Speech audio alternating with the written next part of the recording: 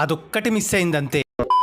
Kingdom tier 2లో most hyped movie and failure చూడని production house and director, disappoint చేయని music director. So మంచి expectations ఉండే and ఓవరాల్గా సినిమా మోస్ట్లీ ఎంగేజ్ చేసింది, కానీ నెగిటివ్ పాయింట్స్ కూడా ఉన్నాయి. Setup, visuals and cinematography, proceedings, background స్కోర్కి డెఫినెట్గా ఒకసారి థియేటర్లో చూడొచ్చు. ఇదంతా కాదు, విజయ్కి కంబ్యాక్ వచ్చినట్టేనా అంటే ఎస్.